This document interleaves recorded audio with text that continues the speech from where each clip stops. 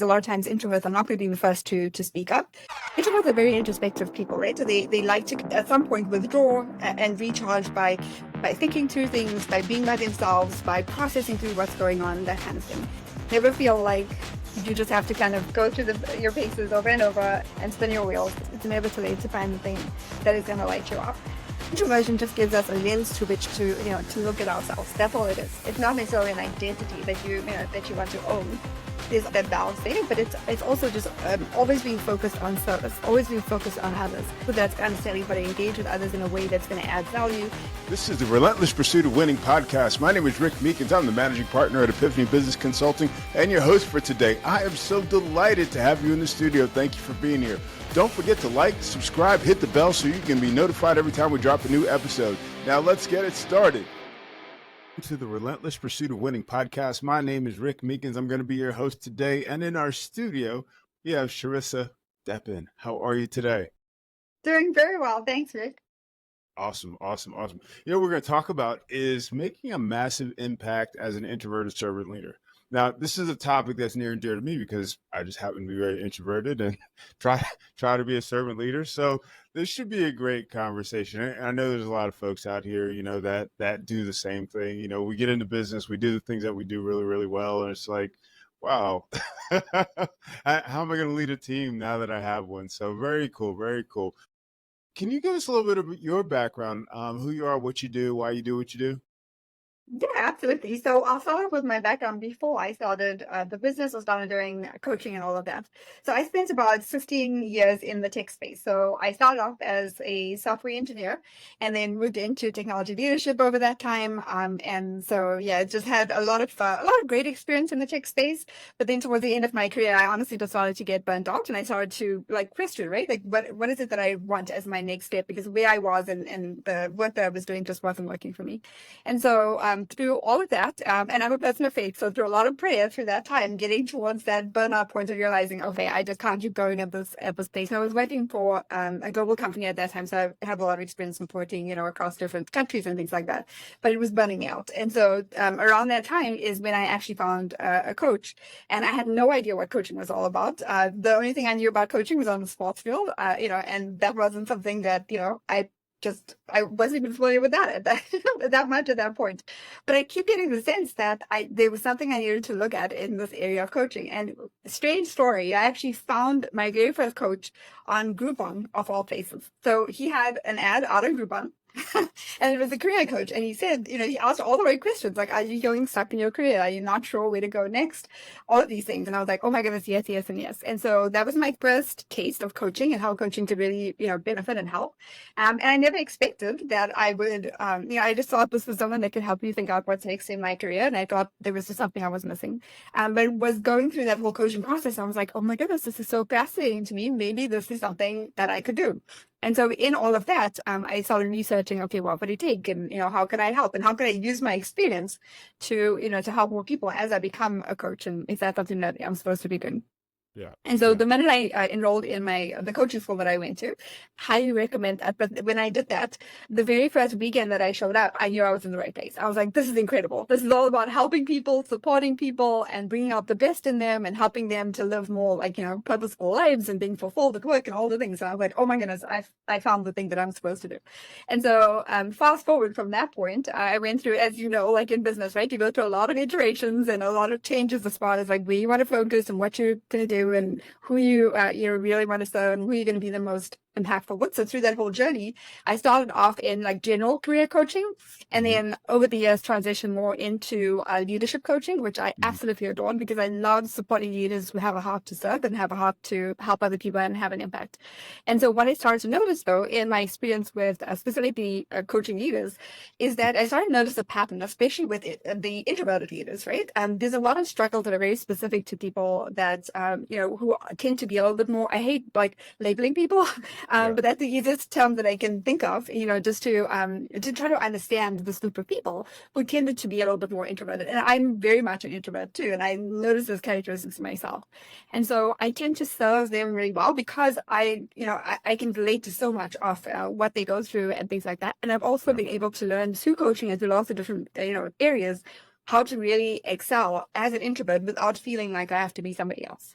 And so because of my own learning and my coaching background and all of that, I kind of put all of this together and said, you know what, this is who I feel the most called to serve. It's those introverted servant leaders who, it's very easy for them to go into burnout because they want to give, they want to help people, they want to do their very best. But at the same time, sometimes they can do that at the expense of themselves, their own well-being, and things like that. But when they learn to function in their strengths as an introvert, they learn to really, be the person that God made them, and then also align really well with purpose and the things that they're passionate about. Again, it's like that's where they can have the most impact, and that's really what they want, right? To feel like they're making a difference, that they matter, that they can really grow their teams, support their teams in a way that makes sense, and also contribute really well to the business. So that was my very long version, long answer to your question, but that's really how I got to where I am today.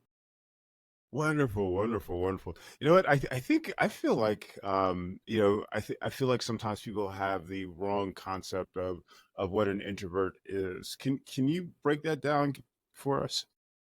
Absolutely. And there's so many different ways of looking at it. But I go back to one of the, the definitions. I'm going to paraphrase here of, are you specifically speaking about being an introversion and what that means? I just want to make sure Yes, I yes, understood the specifically. question. Okay. Like I hear a lot of people say it's like, okay, I'm an introvert, or this person's an introvert, and they have certain expectations, of that Ah, introverted person. And yes. then people look at me and they go, I can't believe you're an introvert. Right, exactly. And so I got that as well. Like as I was, if I think about over the years how people perceive me, people would say to me, like, you're not like antisocial, like you can talk to people really well. I'm like, okay, well, that's not exactly what being an introvert is. Exactly. But so that's a great point. I love that you bring that up because sometimes you can. Like people can interpret being an introvert as somebody who is antisocial. So you don't, introverts don't necessarily get recognized as introverts. And so to go back to answer your question, like the way I define introversion, and there's a lot of different ways of looking at this, but it's basically where do you, where do you get your energy from? Do you get your energy from being around other people? Does that, energize you? Do you enjoy doing that because you just feel so lit up by it and you're fully retained by doing that? Or do you enjoy being around other people? So it's not that you don't like that or don't enjoy that, but you really get that energy, or you get refuel that drains you to some degree, and then you need to go like introverts are very introspective people, right? So they like to kind of at some point withdraw and recharge by thinking through things, by being by themselves, by processing through what's going on, that kind of thing. And so for me, that's the main difference: is where do you get your energy? Whereas if you contrast that with extroverts get their energy from being around other people. And so it doesn't mean that they don't like being by them. And that's another, I think, misconception of even extroverts, is that they don't like enjoy their time by themselves. That's not the Mhm. case. It's just that it's an energy thing, right? So wherever they tend to get more energized by it. And so it doesn't mean that introverts don't enjoy being around other people. They just sometimes tend to be more selective, and they enjoy, when it comes to connection, they build a connection more one-on-one than in a, Mhm. in a group setting. So it doesn't mean that they can't speak up or that they don't, enjoy that connection and engagement with others. It's just that they come to the point where they're like, okay, now I need my space to kind of like reflect, to recharge, and then I can go back up. Yep, yep. Awesome, awesome. Thank you for that. Thank you so much for that. So, talk to me about servant leadership. Let's break that down a little bit too. Yeah, absolutely. So I think that, and of course, being a person of faith, for me, the best example of servant leadership is Jesus, right? So thinking about like biblical principles around servant leadership and what that means, it's thinking like valuing other people more than yourself in terms of wanting to help and serve and do what you can, right? It doesn't mean, and I always tell my introverted servant leaders, it doesn't mean that you do that, at the expense of depleting yourself and being completely burnt out. There's obviously that balance there, but it's also just always being focused on service, always being focused on others, and also that's empathy, that's understanding the needs of others, understanding how to engage with others in a way that's going to add value. It's all of those things combined into servant leadership, but it's basically just others focused. Right? It's saying, how can I make a difference? How can I have an impact? How can I help others in some way? Yeah, yeah.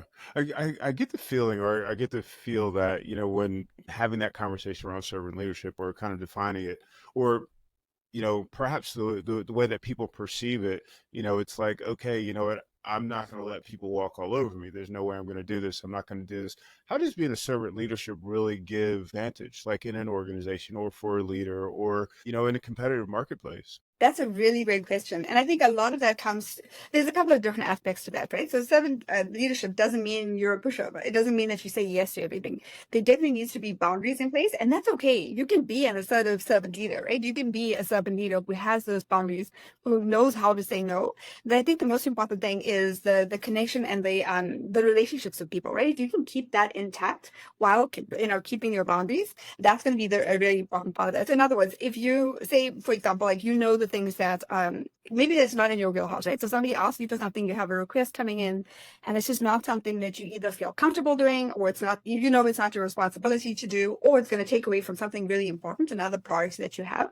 It Yeah. doesn't mean that you say yes to them just because you do want to help. And sometimes the best way to help somebody is to resource them, right? To say, okay, I can't help you at this moment, but here's something you can go to this person, and they should be able to help, or here's a resource for you, or something like that. Or even if you don't have that, you can simply, in a very respectful manner, say, I would love to help you, but at this time, I just have, these other things that I have to get to first. I can get back to it at a different time. Or even just saying something like, this is not something that, I'm not the best person to help you with this.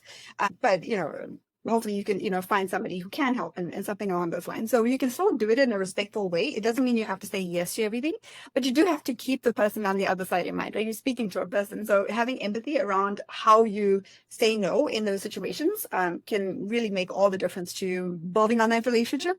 And of course, somebody to feel like you're just kind of dismissing what they're saying.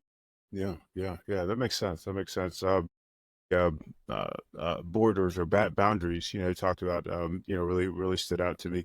I imagine, as an introvert and a servant leader, I mean, those boundaries are more important, to be able to define and then, perhaps even know what to do, when you get to those points. Is that what you experience?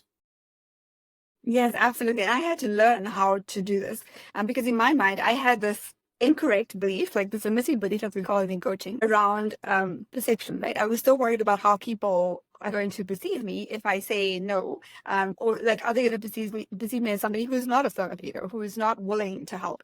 And the truth is, everybody, that's not the case, right? So when you're working, say, for example, if you're working in a corporate space, if you're respectful and you give people a level of understanding and you've built that relationship with them, I always tell my clients, it's like this relationship bank account, right? Yeah, When you put deposits in a bank account, like when you support people, when you are, nice to people, and you're helpful to the extent that you can be, there's going to be times where you have to say no, right? There's going to be times where you have to make those withdrawals out of that bank account, have a tough conversation, whatever the case is. But when they know who you are as a person, and how they can, they see your values in how yeah, you show up and how intentional you are with building that relationship, those yeah, deposits are not going to, matter in the long run. They're going to understand. And so a lot of times we make the incorrect assumption that we're coming across in a certain way, when really that's not the case. And we harm ourselves because it takes away, first of all, will drain us, right? If we feel resentment when we say yes or anything like that, it's going to drain your energy, and it's yeah, going to take you away from things that are more important, right? That align better with your priorities. And because there's always a give and take. You're saying yes to one thing, you're saying no to something else, because there's only so much time and energy that we have. Yeah. It's wow, just an wow. interesting dynamic. It's definitely a balance, and it's not easy to navigate that.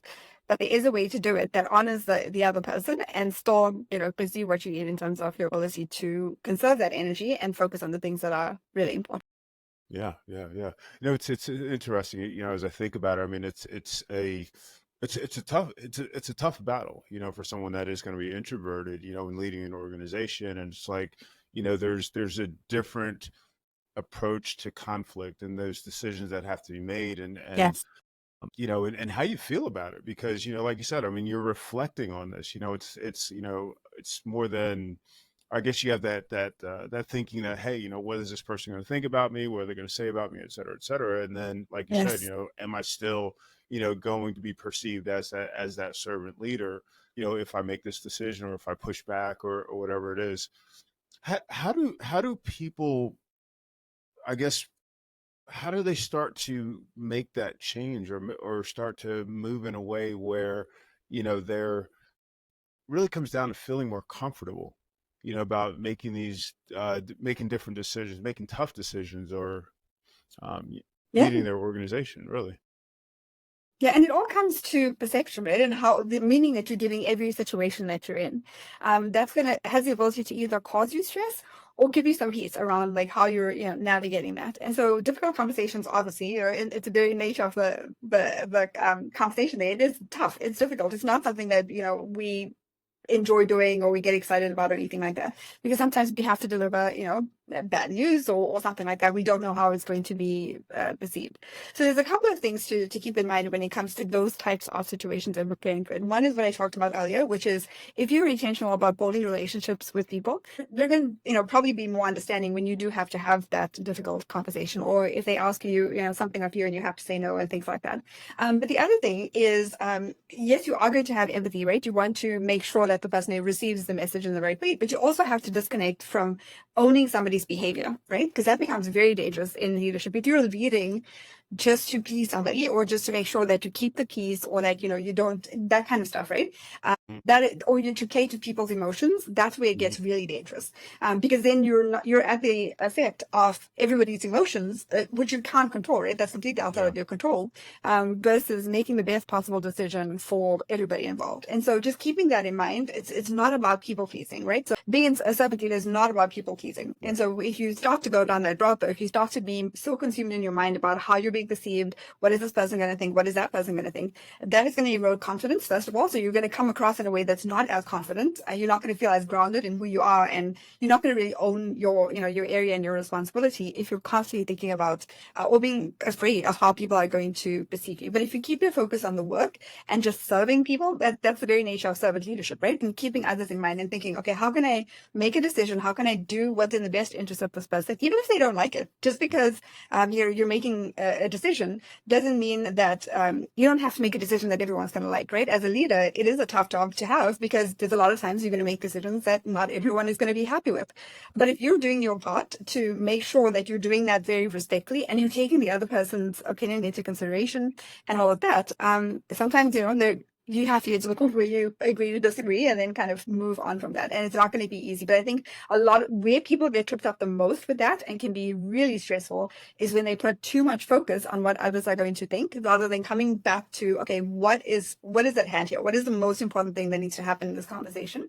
And how do I do this in the most respectful way possible?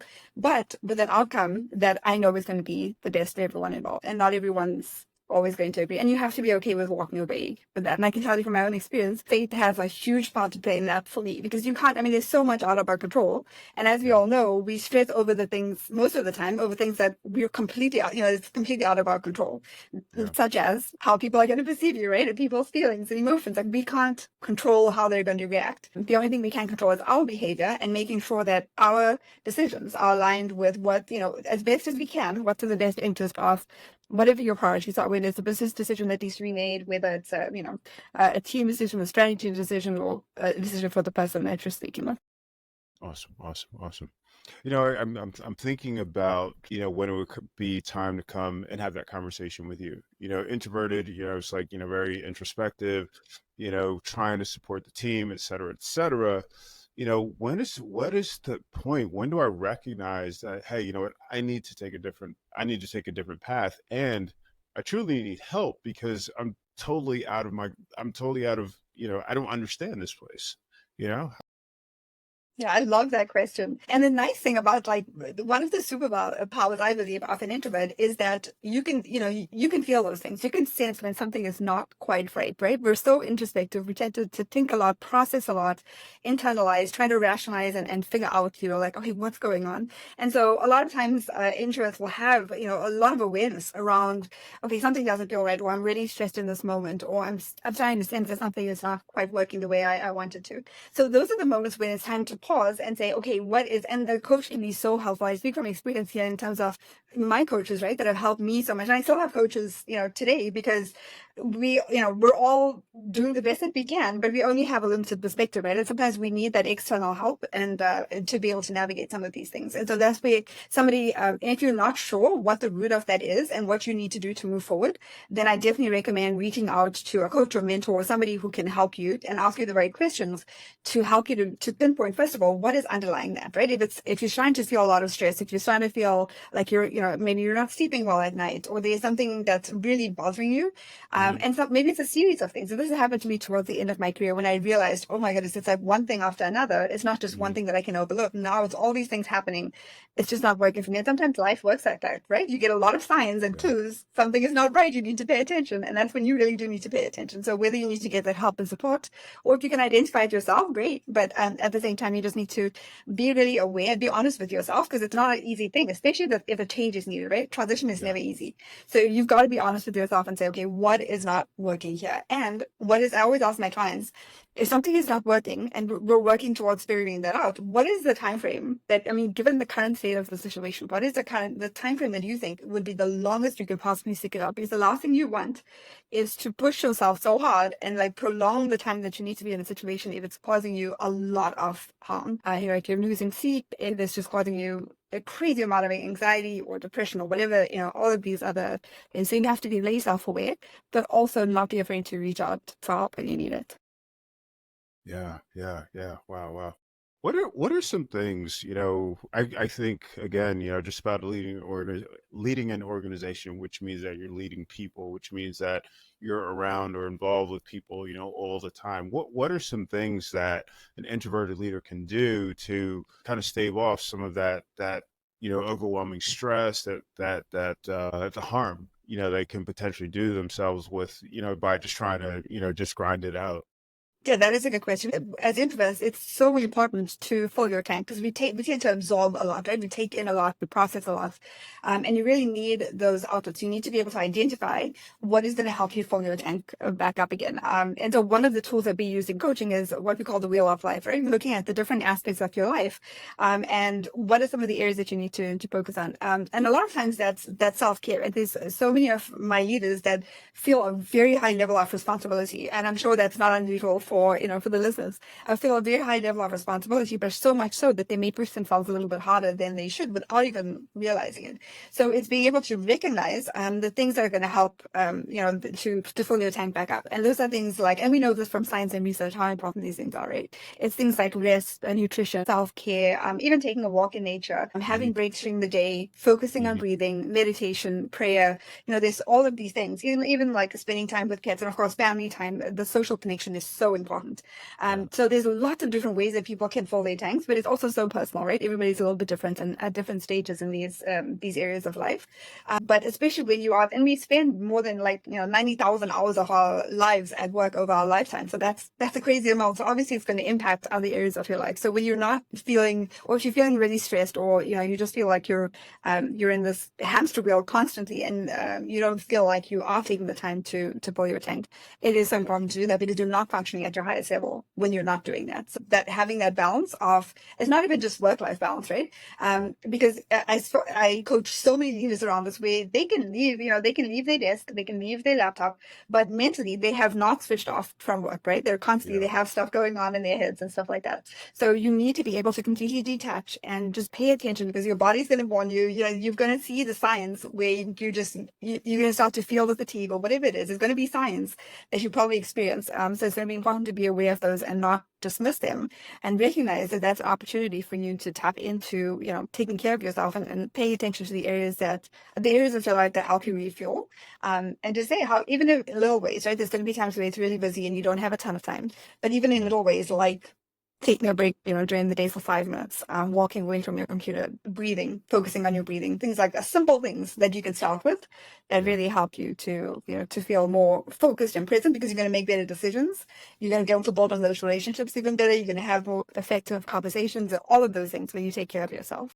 Awesome. Awesome. Awesome. Yeah. It's interesting. I was reading Atomic Habits, and he was talking about Ah, the yes. need to, almost compartmentalize. You just get up, you walk away from your desk, for a little while, and it just it gives you an opportunity, to get in a different mind space. So that's awesome. That's awesome. So the big question, I guess, we didn't talk about is what are the superpowers of the introverted servant leader? Why is that even a thing? Okay. And this is another one of your, I love your questions, by the way.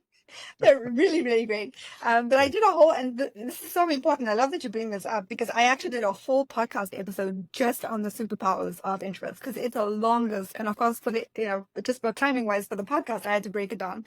So I believe there were 12 total, and I can't remember all of them offhand. And some of them are already mentioned, but I'll go through some of them. So introverts tend to be, in this, there's the introverted aspect, and then there's also the servant leader aspect. So as far as introverts go, some of the introvert superpowers is they can oftentimes, because we're so keyed in and we're so like deliberate about like when we show up to a meeting with things like that, we're absorbing, right? We're taking in all this information. We tend to be a little bit more empathetic sometimes because we also focused on other people. We tend to be good at reading a room, being really intentional about when we say what we say, because a lot of times introverts are not going to be the first to speak up. They like to absorb and take time to kind of analyze, see what's going on in their space. They're really good with kind of being aware, keenly aware of the environment, of the people, things like that, so that they can, when they do speak, it's very deliberate, it's very intentional. And so those are just some of the superpowers in there. The other thing is we're really good at connecting one-on-one and making that personal connection with people. That tends to be the preference of introverts, is to connect either in small groups, in a small group setting, or one-on-one with people. So introverts are not antisocial at all. It's just that we have sometimes a different preference when it comes to how we engage with other people. And introverts also tend to go a little bit deeper in those connections and in relationships, and asking, like you did, right? Asking really good questions that go a little bit deeper than just surface level. And so they tend to make stronger connections as well. And so they're very receptive, of course. And like we talked about earlier, another one of those superpowers is they tend to be, they have a heightened sense of awareness for themselves too, right? So they can tell when something doesn't quite feel right, or when they need, when maybe they need to disconnect, maybe they need some time for themselves to just think about stuff. They can tell when the energy is running low and when something is just not quite right, so that they can take action on, on whatever's going on. So there's so many. I definitely, if your listeners are interested in that whole list of all of the different things, I just like very briefly summarize it, but there is a podcast episode that I did. It's called the Introverted Servant Leader podcast. If you do a search for superpowers, it should pop up, and there's a whole podcast episode on the superpowers of introverts. Because I think it's so easy for us introverts to minimize, right? Because of that servant leadership aspect as well, to minimize just how incredible we are and all of those superpowers, because the world is very thick, and historically, and I know it's shifting, it tends to be shifting now, but historically, the world tends to elevate our extroverts, right? Because they're the ones that typically will speak up and can be more like front and center, typically speaking. Then again, I'm generalizing here, but can be more of that, that person, the prominent people that people are going to recognize. Yeah. And so the thing with that is that introverts can tend to minimize their superpowers, but they are a lot of them. They really are a lot of them. And it's a place for us, right? So there's a reason that we're wired in that way, and it doesn't make it wrong. It doesn't make us any less powerful or influential than other people. We just do it in a slightly different way. Yeah. One of the things that's kind of bumping around in my head is the idea of I guess almost like definitions. It's like saying that I am a particular type of leader, or that sort of thing. I mean, what is that identification as a coach? Especially. I mean, how does that identification come into play? Yeah, that's good, because our identity ties in so much with how we show up, right? If we identify one way or another, it's going to influence how we think about ourselves, and then how we show up, and how we, how we interact with other people. And there's no right or wrong. Just because the focus is on introverts doesn't make extroverts, right? It's not like saying if we elevate introverts, or if we put a spotlight on who introverts are and their superpowers, it makes extroverts any less important. So I think that's an important aspect to this, because there is something to be said for that identity piece of this, because sometimes we can lean a little bit too much into it. So for example, if I'm a really passionate introvert, right, and I identify so much with it, and that's just part of who I am, if there's something that comes into conflict with me being an introvert, it can kind of rattle me, right? It's like, oh, it can question my identity. So you do want to be very careful about like owning that as your identity. I like to think of it more as far as how we're wired, and Introversion just gives us a lens to which to look at ourselves. That's all it is. It's not necessarily an identity that that you want to own. It's just, okay, I tend to be more introverted because of X, Y, and Z reason. So it's not something that you have to say, I am this and that's all it is to me and this is why. And so having more of a growth mindset, I guess is what I'm saying around that. It means that you have more introverted tendencies. It is, and that can shift. I mean, I've heard so many people say, oh, I'm an ambivert because I don't really identify too much on either side. So I'm more in the middle. And that's okay. In certain situations, it could show up differently than in other situations. So it's not about creating an identity around like, this is, no, I just like, I'm going to say I'm an introvert and that's that. But it's more about like, that's just one lens that you can view yourself through, and that's really all that is. Okay. And what about the leadership side of things? I identify as a servant leader, or whatever that would look like. Is there something to that? Yeah, I mean, there's nothing wrong with that. But one of the things I always encourage my clients to do is to define that for themselves. Like to define about like when you say you are a servant leader, what does that mean? Does that mean that you have certain values, and then those values align with being a servant leader? Does that help you to be more grounded in who you are as a servant leader? Does that help you to step into being a servant leader fully? So it really is. It depends on that intention behind it, right? And why that's so important to you to identify as a servant leader. Is it helping you to become a better servant leader? Or is there some other reason why you kind of take that on as part of your identity? Yeah, yeah. I mean, I feel like there's some level of self-validation, that has, in my mind, kind of has to go with that. You look at, might learn about, servant leadership, for example, or, any other thing that, we're going after, and just, it's like one thing to say, okay, I'm a servant leader. It's something else, I think, to own it and to live it and to, serve in that way. Yes. You know what I mean? Yeah, that's a good point. And I think, Absolutely, that's a good point. And also, sorry, go ahead. no, please. No, I was going to say that you just hit on something that's I think it's so critical in the way we think about this. And it's that everybody's perspective is going to be different, right? My definition Yeah. of what that means for me is going to be different than somebody else's. How I live that out is going to look different than somebody else. So yeah, I was just kind of highlighting what you just said. It was so good. Thank you. Yeah. I love the way you said that. It was, it's, what I hear is like, I'm going to unapologetically, be that authentic version of myself. And I love that. I absolutely love that. Of course, expanding a little bit. During our conversation, you told me, or we talked a little bit about, women, as introverted servant leaders versus male introverted servant leaders. Can you give me? I've been waiting to ask this question since we spoke last. Can you talk to me a little bit about your thoughts on that? Sure, absolutely. So first of all, I will say that I don't discriminate in my coaching practice. I coach both men and women, and I tend to attract more of the introverted servant leaders. But the reason that I like a lot of my marketing and messaging that I put out there on social media and videos and all of that, is because I share a lot of even just personal, personal stories from my own experience and things like that. And so that tends to connect better with women just because I am a woman. And so, I'm also when I talk about being an introverted servant leader, I've got my own unique experiences of what that was like and the struggles that I went through and all of those kinds of things. So it's only from an external perspective. And also I tend to, to coach, and I have a passion being a woman. I do have a passion for helping women because I've seen so many women struggle, maybe even a little bit more so than introverted men. I've seen more women struggle just in my own personal experience so much with this, right? And questioning whether they're fit for leadership because they feel like they're so introverted, or they just want to help people, but they want to be behind the scenes. So I don't know if I should take that next step. I don't know if I'm, valuable enough. Questioning so many things and doubting themselves in so many ways, and not really owning the fact that they are introverted servant leaders. So I see so many, so much need out there for women to get that type of support, and also for them to feel like they're not alone.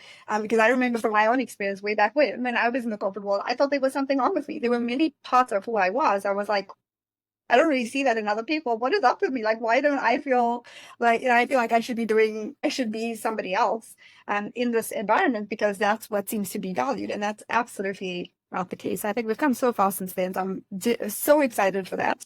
That this day and age is so much focus on being an introvert and what that means, and how introverts add incredible value in the workplace and in society, in general. But to go back to your question, that's really the focus. Why the focus on women is because I've seen the need to support women. But I coach both men and women in this space too. Awesome. You told me about a giveaway that you have for our audience. You want to share that? Yes, absolutely. And so a few years ago, I did a TED talk on the pursuit of happiness in the workplace. And part of my passion behind that was that I saw so much need to bring joy back into the workplace, right? So sometimes we get into the everyday of work and all the responsibilities and all that we lose that sense of like true purpose and meaning and joy and connection and really making that impact. And so the TED Talk is really all about how to get that back and how to have, happiness in the workplace and even create that for yourself in the ways that you can control. And so that's what that's all about. And then the giveaway is basically the short form of the notes or the cliff notes of that talk. And so would you like me to share how your listeners can get that? Yeah, absolutely. So what we'll do is we'll put it on the show notes. So anybody that goes to the show notes, you'll see on the right hand side, you're given both the link to the TED Talk and the download. So thank you so much for that. How can people get in touch with you if they they watch or they listen and they're like, hey, that's me. I need to have a conversation. Absolutely. I would love to help. So my website is leadershipmasteryalliance.com. So if you go to leadershipmasteryalliance.com, you'll find all the information about what we offer as part of the business and coaching and all of that. But also, if you want to contact me directly, and I'd love to hear from your listeners, you can email me at info at leadershipmasteryalliance.com. And I'm sure the website will be in the show notes too. So if you don't remember, don't worry about it. You can find that in the show notes. But basically it's info and then my website, leadershipmasteryalliance.com. Awesome. Is there anything you'd like to leave our audiences with before we call it a day? Yeah, I would first of all decide to speak to your introverts in the audience who maybe haven't always felt seen or acknowledged or appreciated for who they are. And I just want to kind of just share some encouragement, even just based on my own experience, that we're all created so uniquely. And if you truly are in a space where you feel like something is not aligned, you don't feel valued, and you don't feel like you're contributing in the way you should, just know that you absolutely have value to give, and you absolutely deserve to feel that sense of fulfillment and purpose in your work. And if you don't and you need some help, reach out to a coach, reach out to somebody that can help give you that level of clarity, a mentor, coach, anybody that who can help you figure out how you can function at your highest level so that you can still feel truly fulfilled. So you don't need to struggle, you don't need to feel less than in the workplace or in whatever you're doing. Just know that there is a place for you, and if you are really struggling with where you are, it just could mean that you're not in the right place. So never feel like you just have to kind of go through your paces over and over and spin your wheels. There's absolutely hope. I speak from personal experience too. I feel like I finally, in my 30s actually, I made a huge career shift, but then I finally found my path. So it's never too late. It's never too late to find the thing that is going to light you up. And then to my extroverts, we so appreciate you. I'm married to an extrovert, so I totally get that. And I just really appreciate the fact that I've seen this so much now, where extroverts are really starting to pay attention and say, oh yeah, we're just wired differently, right? And trying to really be, and I've had so many extroverted leaders come to me and say, okay, how do I work really well with the introverts on my team? And so I really appreciate that. Keep doing that. Keep supporting everybody and just seeking to understand first, right, as far as where people are and things like that. And yeah, we so appreciate all of you. It takes all of us. So yeah, that's my closing message. That was wonderful. Thank you so much. Thank you so much for being on the show. Absolutely. It was such a pleasure. Thank you. You asked some incredible questions. I appreciate it. Thank you. All right, thank you. Take care, folks. Thanks for watching and listening to another episode of The Relentless Pursuit of Winning. We'll see you next time.